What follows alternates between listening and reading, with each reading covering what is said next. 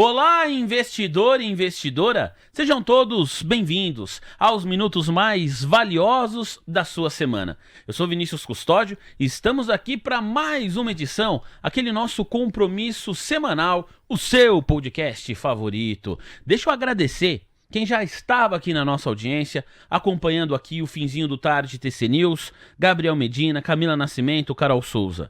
Eu sigo a partir de agora com você, junto com o nosso Andrezão, o monogâmico, o homem que ama o casamento, tem o mesmo há 30 anos. Os nossos convidados chegam aqui, encontram o André e dizem: então você é o monogâmico? Pois é, ele existe de verdade, não é um personagem de inteligência artificial. E hoje, Andrezão, você se prepara, porque a conversa tá legal demais, tá pra lá de especial. Tão especial que eu tenho um convidado que você, que está habituado a acompanhar a nossa programação, certamente já conhece. Léo Levati. E aí, Léo, seja bem-vindo. Fala, Vini. Faz tempo que a gente não toca um podcast Ia falar juntos, isso não aí, é? muito tempo. Estamos retomando aqui, remontando as origens. Pois é. A galera talvez não conheça, mas o Olá Investidor, né, está aí na sua 4ª edição, se chamava Movercast. A Mover é nossa agência de notícias, e aí o pessoal pensou em criar um podcast, colocou Mover por isso, então para quem já é cliente do TC fazia todo sentido. Cast porque é um podcast. Depois a gente remodelou o nosso modelo aqui, o produto, e virou Olá Investidor. Antes teve Voices, né? Era Mover Voices. Mover Voices, eu falei Movercast. Não, era Mover Voices, o antigo podcast. E o Mover Voices a gente apresentava junto, né? Exato. Bons tempos. Bons tempos. Nossa, isso já faz o quê? Uns 4 anos? É, do tempo da Rádio a Lenha. Nessa época eu não tinha nenhum cabelo branco. Olha agora. Olha o trabalho que esse Olá Investidor me dá. Brincadeira, o chefe tá aqui, brincadeira. Tudo ótimo, tudo tranquilo. Bom, o Léo tá aqui por um motivo especial, porque o Léo se encontrou, já conversou pessoalmente com o nosso convidado, que tirou um espacinho da agenda corrida dele. Ele tá lá direto dos Estados Unidos e vai conversar com você, investidor e investidora, a partir de agora. Herbert Mota, escritor, empresário, consultor financeiro, com você, direto de Nova York. É isso, Herbert? Seja bem-vindo.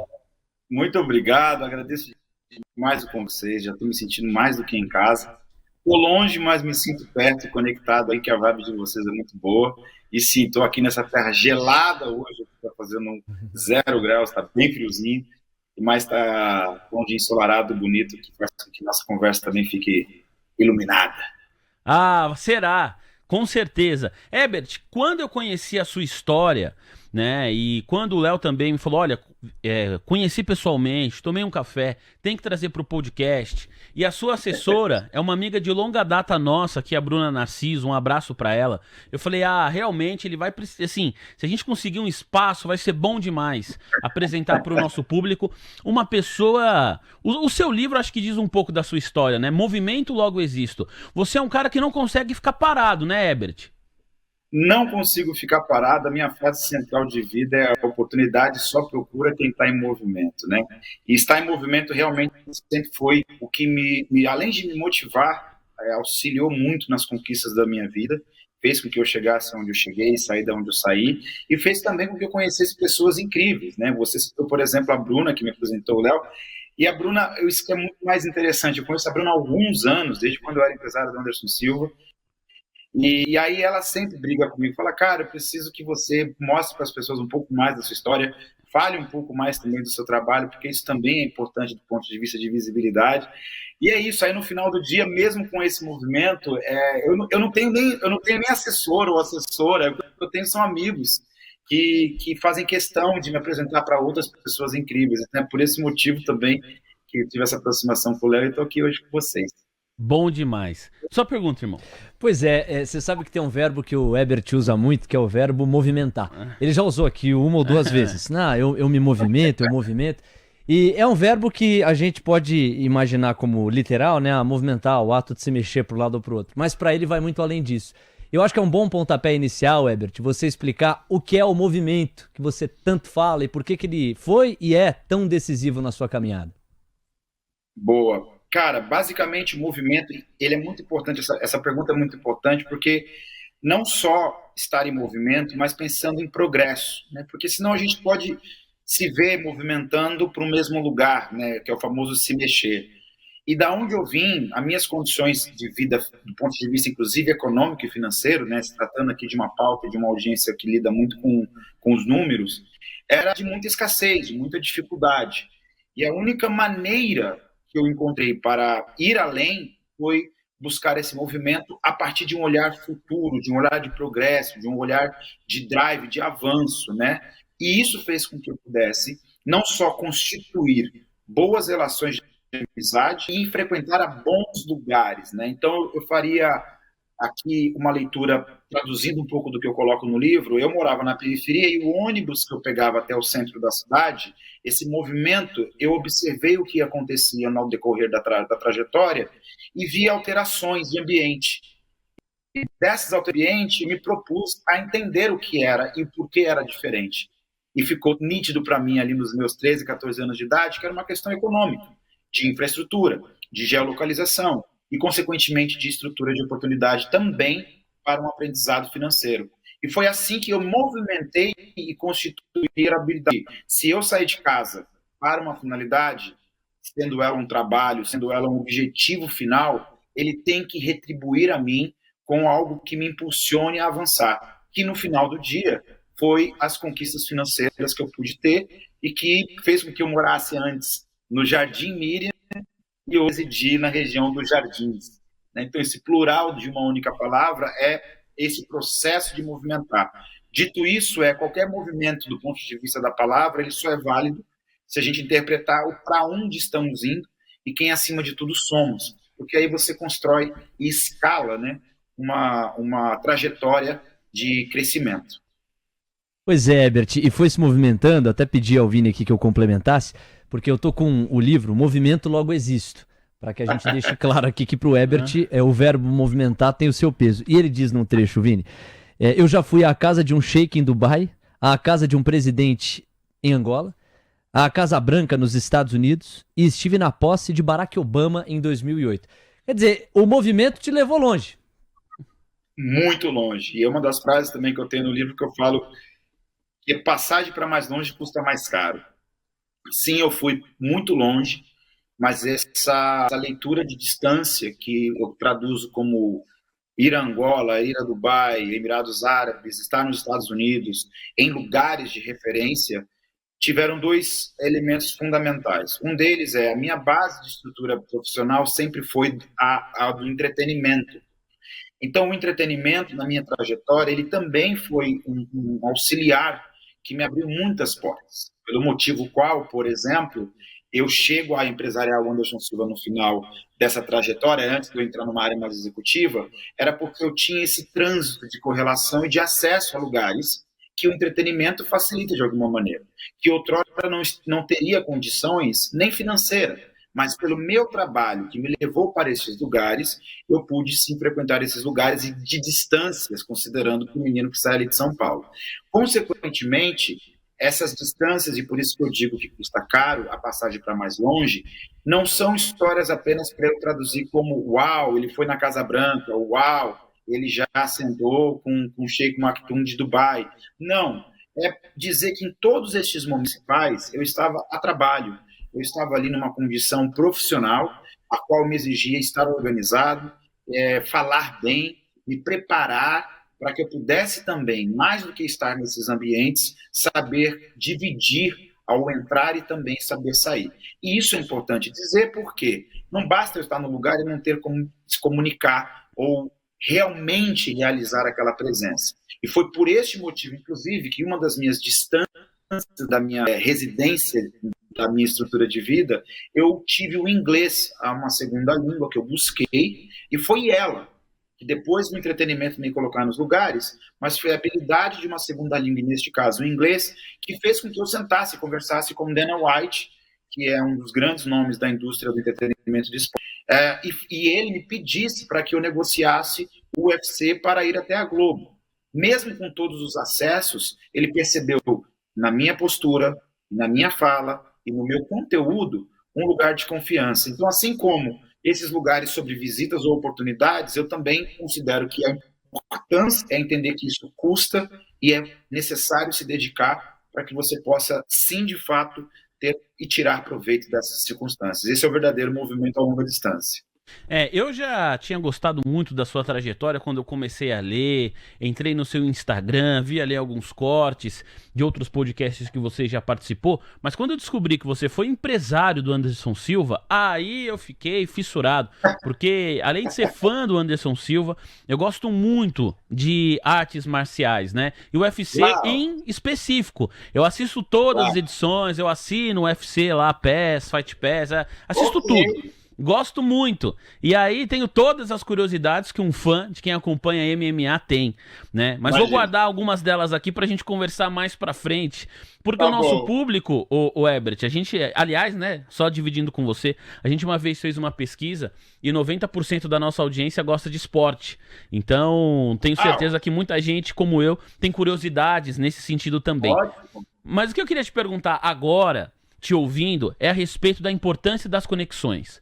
A gente tem aqui pequenos empreendedores, grandes empresários, pessoas que têm vontade de empreender, outros investidores e investidoras que estão trabalhando, prestando seus serviços para outras empresas. E conexões, eu acho que independentemente do momento profissional, elas são importantes. Eu queria te ouvir sobre isso, né? Qual que é o ponto que a gente não confunde a conexão apenas com um interesse, mas também com o interesse, vou me aproximar porque tenho algo para entregar e gostaria de receber algo de volta. Como que a gente, por que é importante para qualquer profissional, independentemente do seu momento, ter boas conexões? Herbert? Eu diria que a importância principal é quando você entende o que você de fato entrega. E isso é uma convicção que vai desde o ponto de vista humano, em saber quem você é e o que você de fato tem de valor. Por isso é importante ter consciência daquilo que eu realmente sou e sei fazer dentro desse cenário para que se componha na conexão que você venha fazer. Então eu diria que é a caçamba do caminhão e a pedra ou a areia. Eu preciso ser um dos dois, eu não posso ser os dois ou nenhum dos dois, porque tem que fazer sentido para aquele com quem você conecta. Então, se eu sou um empresário, uma das melhores conexões de importância é o cliente, é o consumidor. Então, o que eu tenho quanto produto tem que servir para o interesse desse consumidor a adquirir esse objeto ou esse produto. Das relações interpessoais, a mesma coisa. E isso está relacionado também com a maneira de como você valoriza as pessoas ao seu redor e não perde tempo em valorizar aquilo que não te traz nenhum benefício de crescimento. Porque é a mesma coisa que também, do ponto de vista de negócio, você tem uma clientela que não consome, ou uma audiência num programa como esse, que não consome. Então, o seu conteúdo fazer sentido. Em resumo, o que eu quero dizer é que o network e as conexões que mais geram valor são aquelas que você compõe com aquele que você vai conectar em cumprir um papel de colaboração, em servir para que, de alguma maneira, você complete esse outro lado, né? Eu costumo dizer que, do ponto de vista romântico, não é a relação das duas metades da laranja. É uma laranja e uma banana. Ou é alguém que come a laranja e alguém que vende a laranja. Mas a relação eu não posso ser igual a você para que a gente possa transitar esse valor e que dele a gente construa algo maior. Então, acho que a grande importância das conexões encontre, seja do cliente, produto ou de uma pessoa e oportunidade somada ao interesse, que você faça sentido para aquilo que você propõe conectar. Olha, eu vou passar para o Léo fazer a próxima pergunta, só não queria deixar passar um ponto, né? Porque você falou sobre as conexões, até anotei aqui uma frase que eu achei muito legal. Queria que se você pudesse, Herbert, contar para nós uma história, né, que represente, fala assim, puxa vida, né? Agora os meus contatos, o meu trabalho, ele está servindo como referência justamente para essas conexões. E você falou a palavra valor, né? Você valorizar as pessoas. Então, para mim, isso aconteceu num exemplo muito corriqueiro, que para boa parte da audiência pode ser algo muito comum. Mas a primeira vez que aconteceu comigo, eu falei assim, nossa, isso aqui é um gol, isso aqui é uma referência profissional. Uma vez, uma pessoa que eu nunca trabalhei juntos, né, mas nós já trabalhamos de maneira indireta, inclusive é um assessor de imprensa, né, então eu conheço o trabalho dele, ele marca uma entrevista comigo, eu faço a entrevista, a coisa dá tudo certo. Beleza, tava no começo da minha carreira ainda. Ele me mandou uma mensagem e falou assim, Vini, eu tô procurando assessores de imprensa e eu não conheço. Tô buscando alguém que acabou de se formar tal. Você tem alguém para indicar? puxa vida, quando ele fez isso, eu falei, olha, ele tá reconhecendo o meu trabalho, porque ele podia pedir para qualquer outra pessoa, né? E certamente ele pediu para outras pessoas também indicações, mas ele se lembrou de mim. Nessa hora eu falei, opa, aqui tá rolando uma conexão, isso é importante. Como foi para você? Tem alguma história que você pode falar assim, olha, agora que passei a ser considerado, algo que fez clique na sua cabeça, pensando nessa questão do networking, Herbert?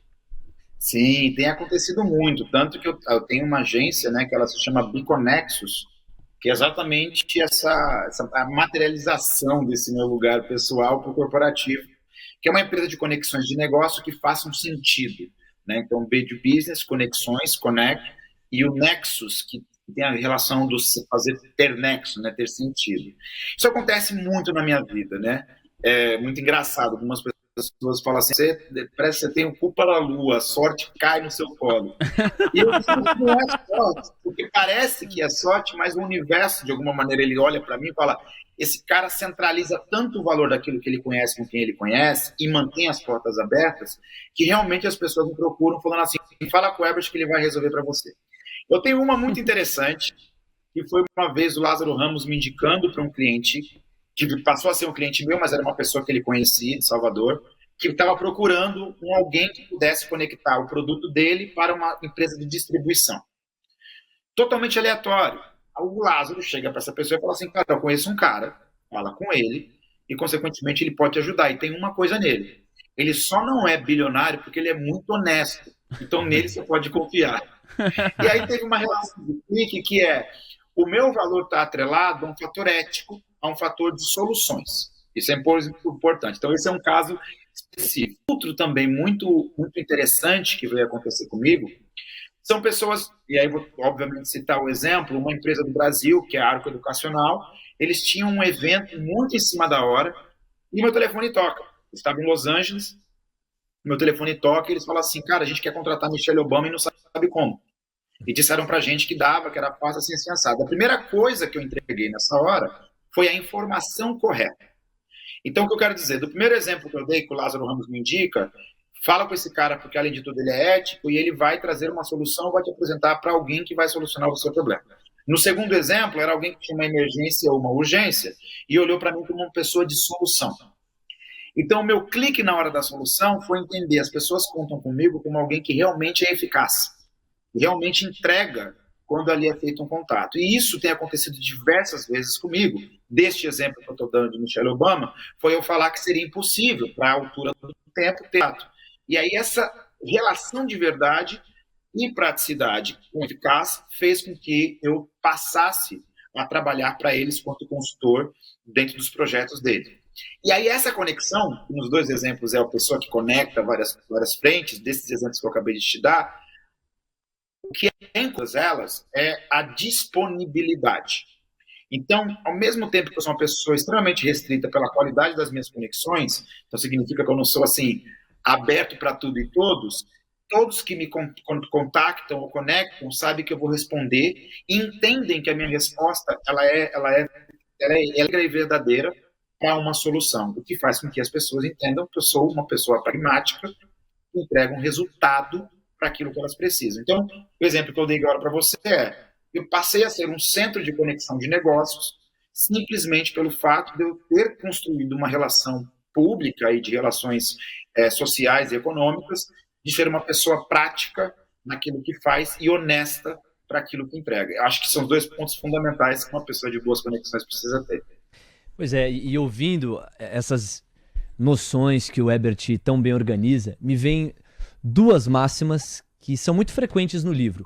Uma delas quebra a premissa matemática a qual a gente está muito acostumado aqui no dia a dia, Vini. É de que 1 mais 1 é 2. 1 mais 1 é 3 para o Herbert. Porque muito dessa lógica é a de enfrentar a ideia de metade de uma laranja com a outra metade da laranja. Se você somar, dá só uma laranja inteira. E ele brincou aqui, né? Pô, é a maçã, é a banana, é quase a salada de fruta, etc e tal. Então eu queria complementar com esse gancho do 1 mais 1 igual a 3.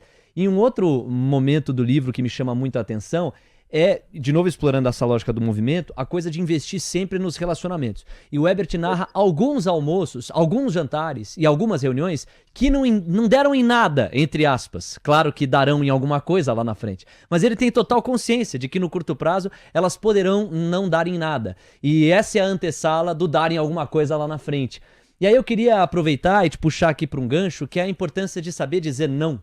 A convicção de você saber quem você é e de ter noção daquilo que você pode contribuir. Daí que a gente conversa com a experiência junto ao Anderson Silva. Porque você caminhou firme com o Anderson até o momento em que você entendeu que o caminho que ele queria seguir não era o caminho que você, Ebert, acreditava. E você expõe isso para ele, desejando muito sucesso, muita sorte, se colocando à disposição como um amigo, mas entendendo que como profissional não fazia mais sentido caminhar. Então queria que você ilustrasse essa passagem e nos dissesse, a partir dela, a importância de saber dizer não. Não é a palavra mais importante da vida. E é uma das primeiras que a gente aprende quando criança, né? O pai e a mãe sempre, não faz isso, não, cuidado, não, menino, não isso. E a gente cresce com esse não. E muitas pessoas estão não como uma coisa muito ruim, negativa. E não é. O não é uma palavra libertadora. Porque ela, primeiro, te traduz para a responsabilidade própria, o que é muito importante quando você cresce na vida, é importante adquirir a responsabilidade. E ter a condição de falar não significa que você não está refém daquilo que é automaticamente oferecido ou é ludibriado o ambiente de prazer. Isso, para mim, foi super importante na minha vida, porque eu consegui construir muitos nãos, desde a infância, para não ir para o crime e ser ali um traficante de esquina de vila, até quando eu, empresário de Anderson Silva, falo não para ele, porque o que ele queria não era o que eu queria. E eu, várias vezes, com várias pessoas, que a pessoa queria uma coisa, eu queria outra, eu falava, então, tudo bem, tá tudo certo, segue a sua vida, eu sigo a minha. E nos dias de hoje, cada vez mais, quando a comunicação traduz as relações interpessoais com polarização, falar não, muitas vezes, é até evitar conflitos, que é o famoso eu não sei, não entendo, não quero saber, não tenho por que ir ou fazer. E este não fortalece muito para qualquer indivíduo a liberdade de escolher aquilo que você consegue e garante para suportar aquilo que te é oferecido na vida. E profissionalmente, no caso do Anderson, foi quando ele decidiu que ele queria renovar o contrato dele com o UFC para mais 10 lutas e também decidiu seguir uma carreira que era o desejo, o sonho de vida dele, de atuar, ser ali um ator, trabalhar com teledramaturgia. E eu falava, primeiro, eu não vejo esse lugar como um bom negócio, eu como um gestor de imagem não posso assinar isso simplesmente porque você é o Anderson Silva, e segundo, eu também não vejo isso quanto oportuno pela sua idade e trajetória. Nós tínhamos que buscar um outro planejamento, que era o planejamento inicial nosso depois de 5 anos. Uma vez que a pessoa decidiu que ela queria o sim, e para mim o sim dela era o não para mim, a minha liberdade de intelectual, inclusive financeira, é falar, então eu não preciso disso. E aí eu sigo uma nova trajetória e melhora 1000 vezes a minha vida, inclusive, e eu hoje sou um empresário muito bem sucedido naquilo que faço. Tanto que eu estou aqui hoje sendo convidado por uma plataforma de credibilidade para estar contando um pouco da minha história e dos meus pensamentos. Mas esse não também é o fato de eu muitas vezes me ver em situações que parecem ser incríveis, quanto prazeres e curtições e N coisas, e eu falo não. Eu prefiro falar não porque eu sei que ou eu não vou aguentar, então é eu assumindo a minha incapacidade, a minha insuficiência para tal finalidade, ou eu vou ter que aceitar porque disse sim, sem desejar aquilo para a minha vida. E na vida, vocês trabalham com o mercado financeiro, vocês sabem disso. O melhor prazer de qualquer tipo de negócio é que ele tenha uma autossobrevivência de sustentabilidade. E quando você cria sustentabilidade econômica, ou quando você cria sustentabilidade intelectual, você tem a oportunidade de dizer não para as coisas. Você deixa de ser refém. Então, o não, para mim, é uma das palavras mais importantes da vida para sobreviver num mundo, inclusive, de muitos sims e caos. Ô Ebert, tenho certeza que muito empresário, muita empresária que está aqui nos acompanhando, né, a galera que está aqui no nosso chat, a conversa está sendo gravada, mas eu no chat estou ao vivo, conversando aí com você, ao vivo, em tempo real. Legal. Deve ter muita dificuldade para falar não, né? Sim. Eu te ouvindo, já fiquei aqui pensando, 2, 3 episódios na minha vida que eu gostaria de ter falado não, mas disse sim. né? Às vezes aceitei um trabalho, um valor muito menor, mas porque a pessoa era muito parceira. Aí você se lasca de trabalhar, te vendem Assim, A, na verdade é B, você fala, puxa, eu deveria ter falado não. sim, Aí depois, na hora que você já tá dentro, aí é o que um amigo meu na faculdade falava, né? Já que entrou, deixa, porque já tá ali mesmo, você vai fazer o quê? Não tem como você abandonar o barco no meio do caminho. Já exato. foi. E assim, pessoalmente falando, eu não gosto de deixar o negócio no meio do caminho. Mas Sim. quando aconteceu isso comigo, eu falei, bom, de novo eu não passo por isso. Mas eu precisei quebrar a cara uma vez pelo menos. Como Tá. foi o seu processo de aprendizagem para você chegar para uma figura que pro MMA, igual eu falei, sou fã, o Anderson Silva, cara, ele é o Pelé do MMA. Não, você não falou Sim. não pra qualquer lutador, né? Talvez tenha sido ali para um lutador que tá na história, né? Você falou de Sempre. entretenimento. Puxa, qual lutador Uhum. no UFC ofereceu mais entretenimento do que as lutas Sim. do Anderson Silva? E aí você Sem olhou dúvida. pro caminho que ele queria seguir e de maneira muito respeitosa falou, não faz sentido pra mim. Então você ter essa capacidade, me parece, eu já tô pensando que essa aí eu falaria assim e certamente quebraria a cara. Como foi o seu processo de aprendizagem pra chegar nesse grau de maturidade, Herbert? Cara, são muitas porradas na vida, né? Eu acho que uma das coisas que eu tenho, muitas pessoas falam assim, nossa, ele é super inteligente, mas não, eu sou, na verdade, eu não sou inteligente, eu sou curioso e vivido. Eu experimentei muita coisa para gerar essa vivência. E dessas vivências são muitas porradas. Tomei muitos tombos. E os tombos todos que eu tomei ao longo da vida, chega um período que você olha para trás e você fala assim, eu falei sim na hora errada. E aí você começa a entender que nem sempre o sim era necessário. E para você se ouvir, entender se o sim é necessário ou não, para N circunstâncias, é você estar muito bem consigo mesmo e não estar na pressão ou na urgência ou na necessidade de ter que aceitar aquilo que é oferecido. Você deu o exemplo de fazer um orçamento mais baixo ou aceitar Sim. uma proposta que depois vira um problema. Isso é a maioria das vezes que acontece com vários empresários. Dentro do mundo dos negócios dar desconto demais porque você acostuma o consumidor a não dar valor ao seu produto e você não tem como depois fechar a conta sobre qualidade, porque aí você perde orçamento para ter qualidade do produto, perdeu orçamento para ter qualidade, ou comunicação, quer que seja no seu orçamento anual, você perde mercado. Perdeu mercado, perdeu duas vezes.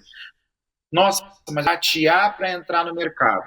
Isso não funciona. O que funciona é como é que eu comunico, e isso é o mais difícil, como é que eu comunico sobre o meu valor, seja ele qual for, sem ter que reduzi-lo, sem ter que desvalorizar aquilo que tenho. E muitas vezes a saída para esse não funcionar e você não sofrer, como eu já sofri várias vezes, porque eu falei, putz, eu tive que falar assim porque não tinha o que fazer, é você ampliar a sua rede de conhecimento, ampliar a sua rede de mercado, ampliar a sua rede de pessoas e network, para que de alguma maneira você enxergue o seguinte, que eu falo não, mas ali vai dar um sim. Ou os dois sim, ou um não e o outro sim, fecha a minha conta. Eu traduzo isso às vezes até para as relações de amizade. Se eu, a minha vida inteira, viver com um único ser, uma única pessoa, uma única fala, uma única frase, uma única ideia, eu não evoluir. E aí, automaticamente, eu não consigo lidar com outras coisas. E eu me vejo necessário a falar sim para tudo, porque eu vou dizer que eu não sei. Então, se você buscar, e foi o que eu fiz na minha vida, a partir dos tombos, a partir das porradas, lembrar que porque eu disse sim, despreparado, ou num momento ruim, mas era o que eu tinha, e eu entendi isso, eu passo a construir condições para respirar e tomar uma decisão mais cautelosa na tomada de decisão. É como se fosse no mundo de vocês, no mercado financeiro, dizer o seguinte, eu vou comprar todos os papéis? Eu vou porque está todo mundo comprando. Não, talvez você não tenha que comprar esse papel. E como é que você fala não para onde todo mundo está indo? É quando você consegue enxergar além daquilo que todo mundo está dizendo, de alguma maneira. Herbert, mas isso é muito difícil. Aí entra a capacidade de você buscar ajuda, auxiliar pessoas, pesquisa, mercado e, sobretudo, ter uma visão ampla do mundo, para que você possa também não ficar refém de uma coisa que todo mundo está fazendo, e aí você vira massa de manobra, digamos assim. E foi isso que eu fiz na minha carreira com relação à gestão de várias celebridades. um dos grandes nãos que eu tive da minha vida, trabalhando na área do entretenimento, foi, por exemplo, eu poder ser empresário de grandes celebridades em 2014, quando eu termino com o Anderson, Seu Jorge, Wagner Moura, Alex Atala, só nível A das celebridades do Brasil, e eu pude falar, não, eu não quero ser empresário de celebridade novamente, e eu prefiro ser uma empresa e uma agência, embora seja longo, mas que eu faça aquilo que eu gosto e sei fazer bem, do que eu ser empresário da celebridade e virar quase que babá da celebridade, embora o dinheiro pudesse ser bom, mas não ia ser o que eu gosto, que eu quero e sei fazer melhor. Resumo, os anos se passam, 10 anos depois, eu atendo todas essas celebridades em um lugar de consultoria do que de gestão apropriada e fixa, porque eu soube dar não lá atrás. Do que hoje eu ter falado sim, talvez eu estivesse infeliz. Muito, mas muito legal. O Herbert falou, né, a respeito de algo que todo mundo faz, que você não precisa fazer necessariamente, mas tem algo que todo mundo tá fazendo, que você que tá aí do outro lado da tela deve fazer. Quer deixar o seu like aqui no nosso programa. O Andrezão me cobra para pedir like pelo menos 2 vezes. Eu falei uma no começo, a gente tá aqui da metade pro fim da conversa, então siga a manada. A gente tá aí com o quê? Uns 1.500, 1.600, talvez um pouco mais de likes. Deixa o seu joinha aí na nossa transmissão, né, Léo? Quem é monogâmico, deixa o like. Quem é monogâmico, deixa o like. E quem não deixa é corno. Eu quase cheguei lá. Eu falei assim, quem é monogâmico, deixa o like. Quem é poligâmico, deixa o like. E quem não deixa o like... Não, quem é poligâmico, é membro do canal. Olha só, a gente estava conversando com o Herbert agora há pouco sobre a importância de dizer não, e ele trouxe algumas passagens. Eu separei uma outra aqui enquanto ouvia. O cantor e amigo Seu Jorge ligou para ele. Herbert, você poderia ser o meu empresário nesse negócio? Não. O Herbert respondeu. Ué, mas por que não? Aí ele falou, porque você é o seu próprio empresário. Você sabe muito bem o que quer e como fazer. A gente já é parceiro, eu não preciso de títulos, cargos na nossa relação. Conta comigo sempre e ganharemos juntos. Mas o seu empresário é você. Essa é uma outra passagem que ilustra essa capacidade de dizer não. E aí alguém poderá dizer, legal, mas fechou-se um ciclo. Passou um tempo e numa outra ligação, o Herbert é que procurou o Seu Jorge. Chegou pra ele e falou assim, ô Seu Jorge, eu preciso falar com o Vic Muniz, como é que eu faço? Tá aqui. Entregou o contato do Vic Muniz e algum negócio, projeto saiu disso. Então essa passagem ilustra muito bem como um não bem fundamentado é a antessala de um sim, né, Herbert? Exatamente. Exatamente. Eu acho que isso é muito bom porque você cria credibilidade com as pessoas. É como se você pensasse o seguinte, vocês estavam falando do monogâmico, né? Vamos pensar numa coisa aqui bem humana, digamos assim. Quando a gente ouve um não de uma gata, na nossa história de vida, a gente fica louco por ela. Quando a gente, quanto homem, dá um não para uma gata, ou sobre cônjuges, ou sobre troca, ou sobre relações, quem fala não constrói um valor sobre o outro gigantesco. Nos negócios, é como se você pensasse que se você ficar muito fácil, vulnerável, sempre sim, você gera pouco valor. Porque nós, quanto seres humanos, sempre queremos aquilo que é mais difícil. E não é difícil. Logo, se você for um grande não, embora possa parecer difícil, você gera muito valor. Então, sim, o não ele antecede um sim maravilhoso para a sua vida no futuro, para N coisas da vida. Muito legal. É a primeira vez que a monogamia do André pauta o programa. Andrezão, tá escalando, meu garoto? Pois é. Ô, Vini, se você me permitir, claro, irmão, claro. Eu queria aproveitar o gancho da diversidade. A gente está vivendo um momento muito importante no noticiário da diversidade pelo mundo. Vários empresários, empreendedores e investidores que nos acompanham têm monitorado, por exemplo, o início do novo mandato de Donald Trump, que coincide com a descontinuidade de vários dos programas de diversidade das Big Techs americanas, não só as Big Techs, outras empresas por lá. E há um trecho do seu livro que me chama a atenção. Você ministrava uma palestra, Herbert, numa multinacional do ramo alimentício e ao final dela sugeriu uma diversidade de verdade, o que você chama de diversidade de verdade, acima de tudo. E aí você ilustrou o argumento. Na maioria das vezes, as personalidades de sucesso, a exemplo de Kobe Bryant, são oriundas do entretenimento, do esporte, da arte. A diversidade vai ocorrer de verdade quando exemplos de profissionais bem-sucedidos estiverem também na física, na matemática, no direito, na medicina, nas startups milionárias de tecnologia, enfim, no cotidiano. O ganho será de todos. Eu queria te ouvir sobre o teu conceito de diversidade de verdade e como é que você está vendo no mundo corporativo a maneira como a diversidade tem se colocado. Boa.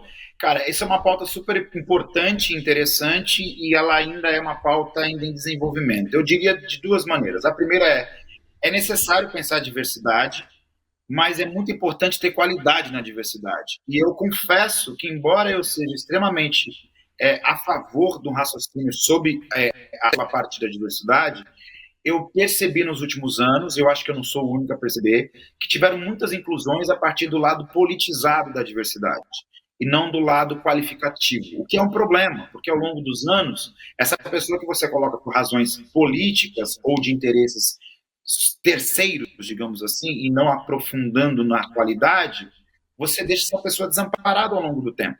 Isso não significa que porque você deu uma cadeira para ela está despreparada, daqui 10 anos ela é mandada embora porque ela não conseguiu ter condições. E muitas vezes as condições não é nem na execução do trabalho, essa pessoa até tem capacidade, mas são as condições que enfrenta para ocupar este cargo ou essa circunstância. Então, assim, toda a lógica de educação é ensinar as pessoas a crescer com aquilo que elas têm de ferramenta e melhorando as suas ferramentas. Logo, se eu dou para você o lugar e falo, se vira com a ferramenta, daqui 10 anos você te prejudica. Então, a minha lógica, se eu pegar a trajetória do meu livro, é dizer o seguinte: sim, precisamos ter mais diversidade para as áreas técnicas, em vários sentidos, e acadêmicas, do que culturais e esportivas, que é o que a gente acaba sempre vendo nos lugares, 10. Porém, ao longo desses últimos anos, se eu pegar de 19 para cá, muito também por conta da pandemia e de outros adventos, temos que tomar cuidado para não politizar a relação de diversidade apenas por ocupação, para que isso cumpra uma meta de ESG e favorece a empresa X para aumentar seu rendimento na bolsa. Os fundamentos, eles são necessários quando há entendimento dessa causa e não apenas obviedade da mesma. Logo, por os dias atuais, eu não concordo com nada que seja drástico e sem um raciocínio lógico de entendimento e desenvolvimento a partir das conversas, que eu acho isso muito importante. Então, não sou a favor de mandatório sem entendimento completo, mas eu entendo que é necessário ter ajustes nessas colocações de diversidade para que elas não fiquem no lugar político, para que elas não fiquem no lugar de ocupação de tese de entendimento para comunicação e marketing de diversas empresas que nos últimos anos até se apropriaram desse lugar para parecer boas. E no fundo, a gente sabe que o grande movimento de mudança na sociedade, ele está na educação, ele está nas condições, ele está no dinheiro. E tudo isso envolve um acompanhamento e não apenas uma sala, um cargo ou uma cadeira. Então, eu diria que é um bom momento para se revisitar tudo isso. Embora não seja necessário brecar, mas é sim, acho justo revisitar essa lógica de inclusão e diversidade a partir de N fatores que ali são colocados pelas grandes empresas. Estamos conversando já há 40 minutos. Reta final aqui do nosso Olá Investidor. Tá gostando da conversa, Herbert? Pô, tá mó vibe, cara. Pô, aí tá demais, cara. Eu não quero nem saber se vão ter que arrumar outra vaga aí parcial. E não quero demorar, não. Vamos, quando você estiver aqui no Brasil, só dá um toque, a gente faz uma outra conversa. Vai ser um prazer te receber aqui no nosso escritório, na sede do TC. Eu quero aproveitar essa reta final, Herbert, para falar com você um pouquinho agora de um outro desafio profissional que você abraçou, que é a consultoria financeira. Porque, de fato, você tem várias conexões, você conhece várias pessoas. Me parece que boa parte, né, das pessoas que hoje você convive, que te pedem ajuda, são pessoas com acesso ao dinheiro, mas que talvez não necessariamente saiba o que fazer com esse dinheiro, né? Porque acho que a primeira etapa da vida, né, o primeiro querer, desejo é assim, puxa, quero ganhar dinheiro. E aí quando a pessoa consegue chegar nesse patamar, tem uma outra questão. Depois que você comprou a roupa que você sempre quis, o celular que você queria, trocou o seu carro, e você continua ganhando dinheiro, o que fazer com esse capital? E aí agora você também trabalha como consultor financeiro. Como está sendo essa jornada? Ela de alguma maneira está te surpreendendo?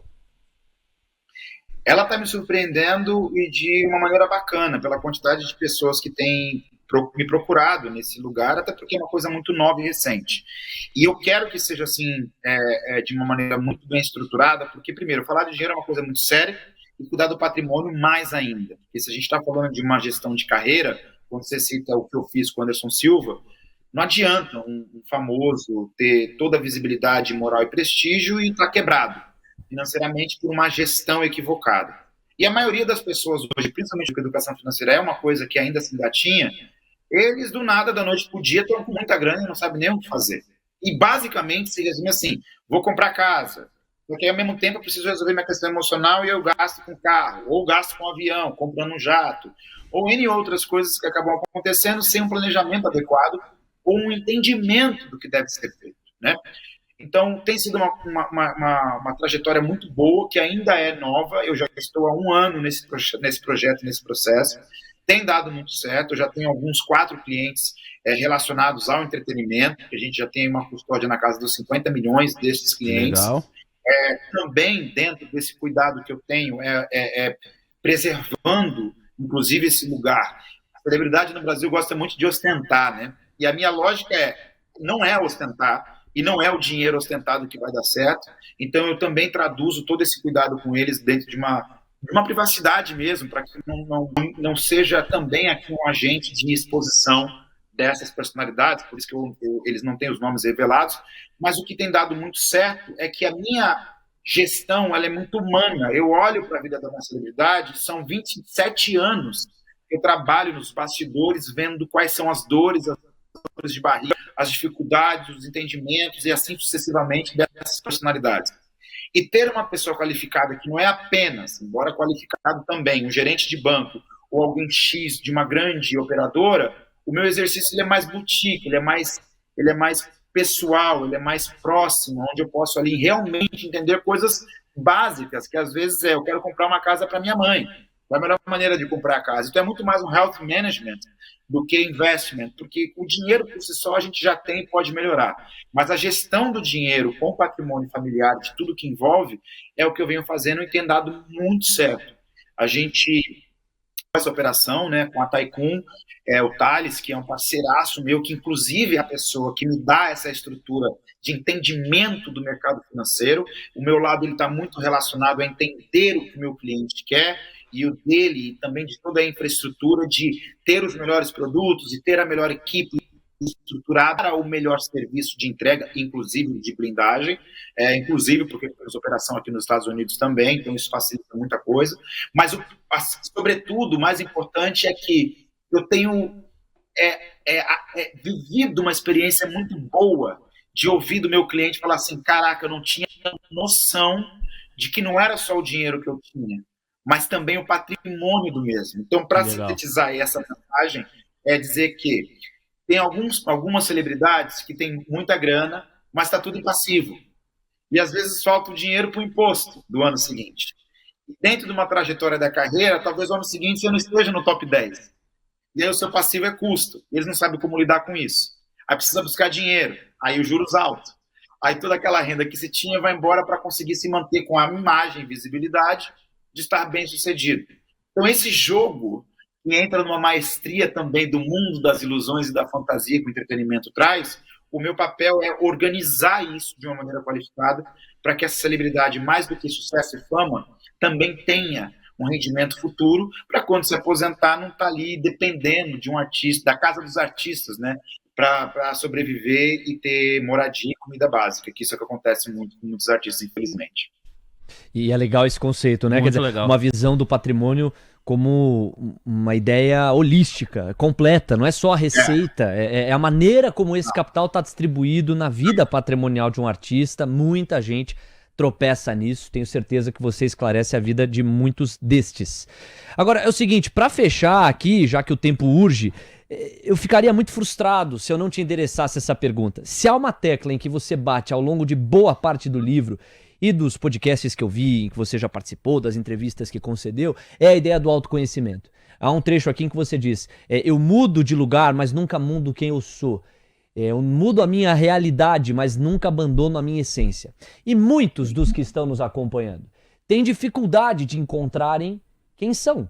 muitos têm dificuldade de identificar a personalidade que tem, o propósito, o chamado, a vocação, aquilo que faz desse ou daquela alguém diferente aqui nesse mundo. Qual conselho você deixaria para essas pessoas, a fim de que elas encontrassem dentro de si a verdade única que cada uma delas carrega? E, por fim, qual o seu próximo movimento? Bom, o conselho é olhar no espelho e falar 20, 50, 100, 1000 vezes para si mesmo e sempre se perguntar quem você é, né? Eu acho que quando, ainda mais em épocas de rede social, a gente espera muito que as pessoas digam quem nós somos. Isso é um defeito. Na psicologia, a gente coloca isso aí para o nosso alter ego, né? Então, eu diria que para qualquer um, o autoconhecimento é olhar a si mesmo. Sobretudo, entender quem você foi ontem para o que você vai fazer amanhã. É difícil. Enquanto for difícil é porque está dando certo. Porque quando ficar fácil, talvez você não esteja entendendo quem você é. Então, quem se diz, é fácil, eu sei quem eu sou e o que eu faço e o que eu estou fazendo, na verdade, você está perdido. Porque quando você sabe de si mesmo, você sabe que você é falho, você sabe que é difícil e que as coisas certas, elas são mais demoradas. Então, automaticamente, seu desafio é muito maior. Mas eu resumo em você, toda e sempre que for possível, às vezes, se perguntar quem eu sou. Quem eu sou. Porque essa resposta, às vezes, ela vem no que eu estou fazendo. Então, eu sabendo quem eu sou, eu vou entender o que eu estou fazendo. E aí você se ajusta com a sua história, né? Cada um tem a sua maneira de lidar e traduzir a vida. E o próximo movimento tem sido esse trabalho de gestão financeira para celebridades. Uma das reuniões que eu tive aqui nos Estados Unidos, por exemplo, vocês devem conhecer o Bruno Corano, da Corano Capital. Sim, parceiro. Exatamente. Então, assim, a gente vai estar aí construindo uma base aqui em Nova York também, até para as otimizações de negócio. Então, meu próximo movimento está relacionado a essa construção de valor mesmo, onde eu estou muito feliz de ter tido esses apoios de muitas pessoas, para que eu também se intere um pouco mais desse cenário amplo da economia, dos negócios e investimentos, para que todo esse amparo eu possa cada vez melhor entregar para os meus clientes, essas celebridades, ao longo do tempo. Então, o que eu estou resumindo no próximo movimento é: meu futuro de custódia daqui a 2 anos é de $100 milhões, de pelo menos 20% da indústria das celebridades do Brasil, sob esse carinho com a experiência que eu tenho, que seria o meu diferencial em entender a vida deles e buscar, sobretudo, uma infraestrutura qualificada de profissionais para que a gente possa realmente fazer um bom negócio. Eu, em nada da minha vida, eu gosto de fazer mal feito ou fazer porque tinha que ser feito. Então, eu quero fazer muito bem feito e esse é no movimento. Ah, demais. Eu tenho certeza que você vai ter muito, mas muito êxito, viu, Herbert? Obrigado pelo espaço na agenda, pela gentileza da conversa e o convite mais uma vez aqui reforçado. Quando voltar ao Brasil, é só a gente combinar, bater a data e você vem aqui aos nossos estúdios. Vai ser uma honra recebê-lo. Muito obrigado e muito sucesso, Herbert. Obrigado para vocês e que todo mundo que está assistindo aí siga a orientação e dá um like lá. É importante esse conteúdo continuar. Um beijo a todos, obrigado demais, tamo junto e conte comigo sempre. Valeu, Léo, para você se despedir do Herbert também. Valeu, Herbert. Só agradecer. Eu fico Foi muito legal. É inspirador sempre encontrar o Herbert. Foi um encontro bem legal na minha caminhada e fico feliz de poder trazer um pouco das minhas curiosidades aqui nessa abordagem. Foi muito bom, Herbert. Ainda mais sucesso por aí. Obrigado, senhores. Tamo junto. Pessoal, ficamos por aqui nessa edição especial do seu Olá Investidor. Léo, bom ter você aqui na bancada. Nostalgia. Volte mais vezes. Nostalgia total. Nostalgia total. Obrigado, Léo. Obrigado também. Foi muito legal. Bom. Realmente, Mover Voices, rapaz. Eu falei até errado. Movercast é o... TCcast, né? Não, tem o TCcast, tem o Movercast, que é do Luciano. Sim. E o nosso era o Mover Voices. Que se tornou o Olá Investidor. Bons tempos. Lembro de grandes entrevistas ali. Foi especial, foi legal matar essa saudade de estar junto contigo aqui na condução. A última vez foi sobre o filme do Silvio Santos. É verdade. Que não havia sido lançado ainda. E que não é tão bom assim. Depois dos comerciais, aguardem. Eu te falar assim, o filme... Bom... A entrevista foi melhor que o filme. Nossa, foi muito legal a entrevista, a gente conversou com o roteirista, tudo. Mas aquela história também, né? Pra você fazer um filme, não é do jeito que você quer. Tem muitas pessoas, tem muita coisa envolvida, né? Mas eu acho que vale assistir. Vale assistir e todo mundo ali depois tira suas próprias conclusões, né? Mas em relação ao Silvio Santos, tem aquela série também, essa eu recomendo, né? O Rei da TV. Sim. Muito legal. E durante a conversa aqui, a gente citou o nome do Vic Muniz, né? Sim. Que tem um documentário que é o Lixo Extraordinário. Espetacular. Que é espetacular. E salvo engano, tava até olhando aqui na internet, tá disponibilizado de maneira gratuita no YouTube. O Lixo Extraordinário. Que é o quê? Anos 2000, né? Comecinho dos anos 2000. 2010. Ah, 2010? 2010. Mais recente até do que eu imaginava. 2010. É muito bom. Vale a pena. Esse vale a pena ver. E aí você assiste o filme do Silvio Santos também. Só por nostalgia. Valeu, irmão. Tamo junto. Valeu, Vini. Valeu, pessoal. Pessoal, ficamos por aqui. Na próxima semana retornamos. E eu conto sempre com a sua audiência fiel. Até lá, um grande abraço. Tchau.